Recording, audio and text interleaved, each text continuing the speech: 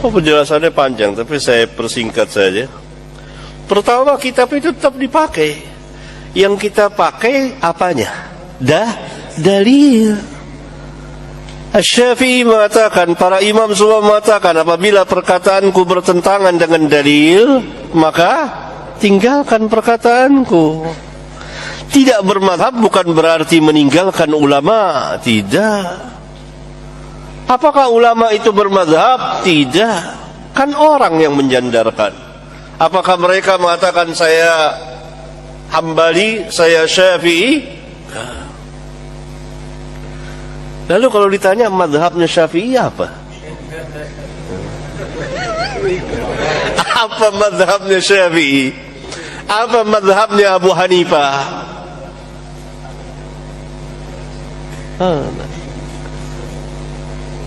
Coba penanya jawab nih. Madhabnya Syafi'i apa? Madhabnya Alkitab wa Sunnah. Semua kembali kepada Alkitab wa Sunnah. Semuanya kembali kepada dalil Alkitab dan Sunnah. Kalau kita nggak mengikuti kiai ajengan, terus kita ngikutin siapa? Allah, pertanyaan. Tadi saya jelaskan jelas gamblang. La haula wala quwwata illa billah. Ya kita ikut Rasulullah SAW. Kan nanti dikubur ditanya siapa? Ditanya kiai kamu siapa enggak? Enggak, ditanya man rabbuka wa man nabiyuka wa ma dinuka. Ditanyakan siapa Rob kamu, siapa nabi kamu. Nabi saya kiai fulan. Nabi saya ajangan, enggak ada. Siapa nabi kamu, siapa nabinya? Muhammad sallallahu alaihi wasallam. Yang kita ikut disuruh oleh Allah apa? Ikutin Nabi Muhammad sallallahu alaihi wasallam. Sekarang Nabi sudah meninggal, kan ada keterangan di hadis Nabi tentang sunnah-sunnah Nabi.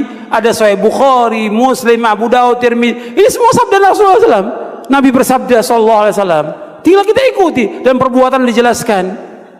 Ada yang bertanya, bagaimana menjawab orang yang mengatakan sebenarnya engkau mazhabnya apa? Ya. Kita bilang bermazhab tidak wajib. Bermazhab itu bagus ya. Tetapi tidak wajib untuk bermadhab. Dalilnya Imam Bukhari bukan bermadhab dari salah satu imam yang 4. Dia punya madhab sendiri. Ya. Dia punya madhab sendiri. Ya. Sedang sekarang kita sedang belajarnya madhab siapa? Madhabnya Imam Al-Bukhari. Ya. Yang benar bermadhab itu baik karena dengan bermadhab kita mudah mempelajari fikih. Ya. Tetapi yang dilarang adalah fanatik madhab. Fanatik madhab. Oleh karenanya sebagian ulama mereka tidak fanatik madhab tertentu. Imam Malik ya punya murid Imam Syafi'i. Imam Syafi'i tidak bermadhab Imam Malik. Dia belajar Imam Malik tapi dia punya madhab sendiri. Kenapa ada perkara-perkara yang diajari oleh Imam Malik dia tidak setuju? Paham? Imam Syafi'i punya murid Imam Ahmad. Apakah Imam Ahmad bermadhab Imam Syafi'i? Jawabannya tidak. Ada perkara-perkara yang disampaikan Imam Syafi'i tidak disetujui oleh Imam Ahmad, maka dia pun punya madhab sendiri. Ya. Yang penting yang diwajibkan oleh Allah adalah kita beramal dengan dalil Al-Quran dan Sunnah sesuai dengan pemahaman para ulama. Ya. Bahkan sebagian ulama tidak fanatik. Contoh Al-Muzani rahimahullahu taala. Al-Muzani itu murid topnya Imam Syafi'i dan dia yang punya kitab Mukhtasar Al-Muzani. Semua buku-buku fikih Syafi'i kembali kepada kitab Mukhtasar Al-Muzani. Jadi dia Imam Syafi'i waktu meninggal dunia digantikan oleh muridnya, kemudian salah seorang muridnya tersebut meninggal digantikan oleh Al-Muzani. Dan Al-Muzani mengumpulkan perkataan Imam Syafi'i yang terdapat dalam kitab Al-Um dengan juga yang dia dengar langsung dari Imam Syafi'i, dia ringkas dalam kitabnya Mukhtasar Al-Muzani. Ternyata Al-Imam Al-Muzani tidak fanatik buta kepada Imam Syafi'i. Ada beberapa pendapat-pendapat dia yang menyelisih Imam Syafi'i. Ya. Secara madhab dia madhab Syafi'i, tapi dia tidak fanatik. Ya, maka kita tidak boleh mencela madhab dan kita juga tidak berani mewajibkan untuk apa?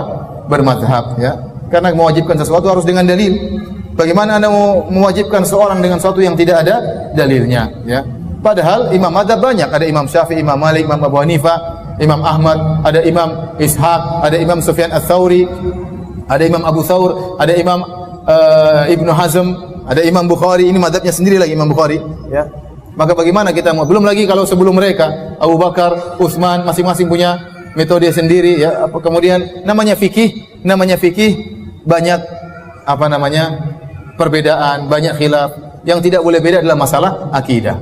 Oleh karenanya 4 imam madhab seluruh akidahnya sama. seluruh akidahnya sama. Imam Bukhari akidahnya sama dengan Al-Imam Al-Muzani, sama dengan imam-imam yang lain. Adapun mazhab fikih banyak perbedaan ya. Tapi kalau orang belajar dengan mazhab tentunya lebih baik dia mempelajari mazhab Syafi'i secara total, kemudian setelah itu baru kemudian dia belajar mazhab yang lain. Tapi sekarang tidak mudah. Ya tidak mudah seorang belajar satu mazhab secara full ya dengan kesibukan yang ada. Ya orang ingin yang praktis, mana pendapat yang paling kuat maka dia ngaji dan masing-masing ustaz menyampaikan yang menurut dia lebih baik. Dan banyak pendapat-pendapat kita tidak keluar dari mazhab. Kita sampaikan pendapat ini yang benar ini mazhab ini. Pendapat yang benar ini mazhab ini. Saya pernah bertanya kepada ormas yang tidak memakai mazhab. Sebenarnya boleh dan bisa tidak kita tidak bermazhab. Antum baca Quran, mohon maaf, bukan mengetes. Antum baca Quran dari mana bisa tahu pandai baca Quran? Tidak, metode yang antum pakai, alif yang saya pakai dulu alif di atas alif di bawah alif depan u a i u sama. Berarti kita sedang bermazhab namanya mazhab Qaidah Baghdadiyah. Anak-anak sekarang tak pakai itu. Sabah. Ini dia mazhab namanya mazhab Kiai Haji As'ad Humam dari Yogyakarta. Nah, Allah nyuruh kita baca Quran. Iqra'ul Quran kata Nabi. Fa innahu ya'ti yaumil qiyamah. Quran akan datang hari kiamat. Cara membacanya bagaimana? Begitu juga dengan mazhab ini. Quran, hadis, ijma', qiyas. Bendanya sudah ada, tapi cara mengambil istimbat hukumnya bagaimana? Maka datanglah Muhammad bin Idris Asy-Syafi'i, ditulisnyalah satu kitab usul fikih paling tua di dunia, namanya kitab Ar-Risalah. Yang menulisnya namanya Rabi' Al-Muradi, dipanggilnya muridnya namanya Rabi'. Rabi', ta'al, sini sebentar Rabi'. Rabi' pun datang, tolong kau tulis risalah, tulis suratku. Imam Syafi'i pun berkata, Rabi' menulis 300 halaman, tidak pakai laptop. Satu disertasi, jelas. Kitab Ar-Risalah tak bisa dibaca orang di Al-Azhar kecuali anak-anak S2 hukum usul fikih Al-Azhar, karena bahasanya yang begitu tinggi, singkat, padat, mengandung bahasa hukum. Anak usul fikih kitab Ar-Risalah. Tahu Ustaz dari mana? Ketika kami sedang menerjemah Ar-Risalah di Jakarta, datang orang dari Al-Azhar. Apa yang kalian terjemah? Ar-Risalah. Senyum dia. Ini kitab untuk di Al-Azhar S2 baru bisa membacanya. Paham? Tiba-tiba datang orang sekarang, jangan kita ikut-ikut ulama, langsung saja ke Quran dan Sunnah. Berarti dia membuat imam mazhab yang kelima dia. Kalau ada orang yang begitu, berarti dia katakan sama dia, siapa namamu? Namaku Budi. Mohon maaf kalau namanya sama. Saya pakai nama ini karena ini yang paling umum. Ini Ibu Budi. Tapi nama imam kita Pak Budi. Lain, gua tak masuk ini. Kalau gitu nama Ustaz aja lah. Syafi'iyah, Malikiyah, Hanafiyah, Hanabilah. Kalau kau buat lagi, Somadiyah. Karena kau sudah menjadi imam mazhab yang kelima. Saudi Arabia itu tak bermazhab Pak Ustaz. Siapa nama muftinya? Syekh Abdul Aziz Ibnu Baz. Syekh Abdul Aziz Ibnu Baz mengaku saya bermazhab Hambali. Saudi Arabia itu mazhabnya Hambali. Makanya subuhnya tak pakai kunut.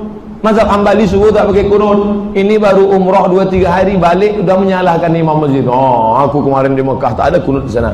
Ini orang-orang perbaungan aja buat kunut nih. Bagaimana dengan yang menyatakan kami tidak mengikuti madhab tapi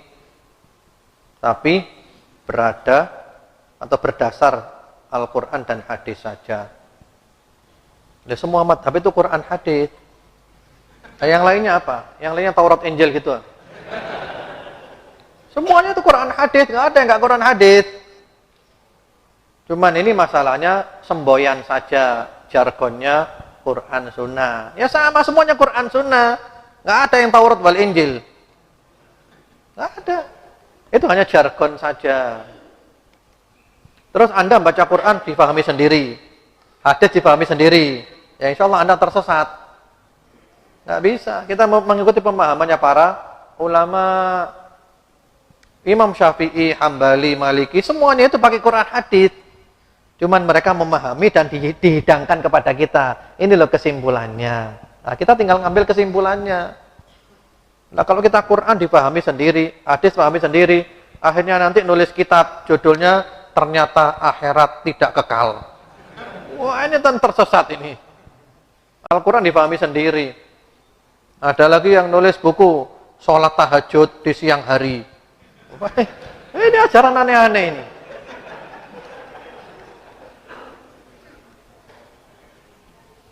Jadi sudah, kita nggak usah aneh-aneh aja biar masuk surga Bapak Ibu. Nanti kalau kita macam-macam nanti nggak bisa masuk surga kita. Ikuti aja yang ada itu. Ya itu sudah dihidangkan oleh para ulama, tinggal kita ambil. Bismillah. Assalamualaikum Ustaz, bagaimana kedudukan mazhab dalam Islam? Apakah kita wajib bermazhab?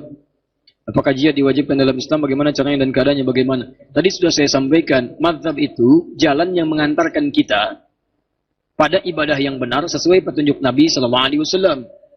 Antum kalau tidak bermazhab, bagaimana bisa berislam dengan baik? Jadi mazhab itu bukan kelompok, mazhab itu pilihan dalam mengamalkan ajaran-ajaran Nabi SAW. Misal begini, saya ingin kembali pada Al-Quran dan Sunnah. Pertanyaan saya, bagaimana cara antum mengambil sunnah? Sunnah itu dari Nabi, antum pernah ketemu Nabi? Mimpi aja belum tentu ketemu Nabi. Nah, cara antum mengambil dari Nabi disebutkan oleh Nabi di hadis Ibnu Majah nomor hadis 233. Wa innal ulama'a warathatul anbiya, dan para ulama itu pewaris para nabi. Para ulama ketika mengajarkan kepada kita menyampaikan ajaran-ajaran dari Nabi. Yang disampaikannya semua disampaikan, tidak disembunyikan. Di antara yang disampaikan ada pilihan-pilihan beragam. Ketika antum mengambil dari pilihan itu, artinya antum mengambil madhab, pendapat yang sesuai, yang tenang antum amalkan. Makanya Imam Muslim membuat satu bab khusus dalam kitab sahihnya. Antum cari Sahih Muslim jilid yang pertama, ada 9 jilid yang syarah Imam An-Nawawi. Cari jilid yang pertama halaman 119, posisi paling kiri sebelah atas. Terbitannya Darul Hadis. Warnanya biru dongker, cetakan tahun 2002. Saya belinya di Kairo tanggal 26 Juli tahun 2006 di belakang Husainiyat. Harganya masih 450.000 pada saat itu.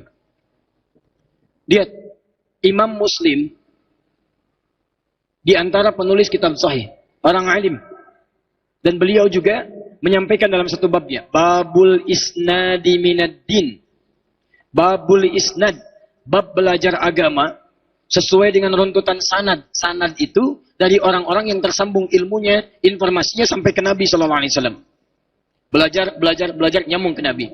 Kata Imam Muslim, minaddin, itu yang bagian penting dalam agama. Sebab kalau antum belajarnya tidak dari orang-orang yang paham kemudian agama, tersambung kepada Nabi, maka mohon maaf, itu nanti ada resiko dalam pengamalan ibadahnya. Bisa-bisa ibadahnya ikut keliru. Silakan, dia memang tidak berjumpa dengan Nabi, tapi dia mengambil ilmu, dia thiqah sampai tersambung ke Nabi SAW. Gurunya bisa macam-macam.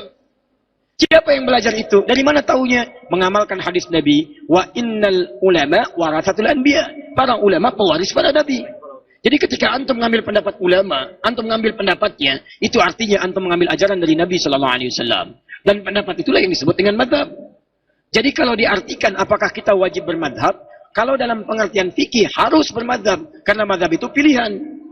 Tapi kalau dalam pengertian misalnya bermadhab dalam arti, maaf ya, berkelompok, harus pada hal tertentu, itu yang tidak diwajibkan, itu yang kemudian kalau fanatik tidak dibenarkan dalam Islam.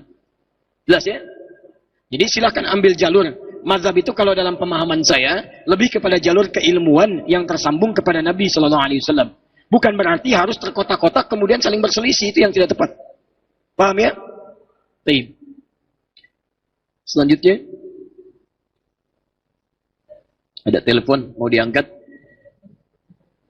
Baik, bismillah. Antum kenal Imam Al-Bukhari?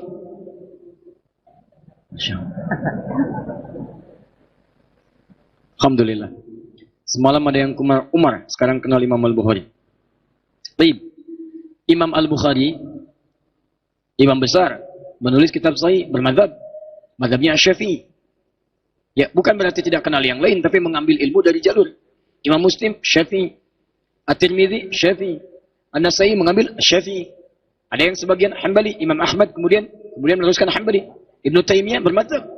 Ya, Ibnu Qayyim Al-Jauziyah bermadzhab Hambali. Kemudian Syekh Muhammad Nasiruddin Al-Albani Hambali.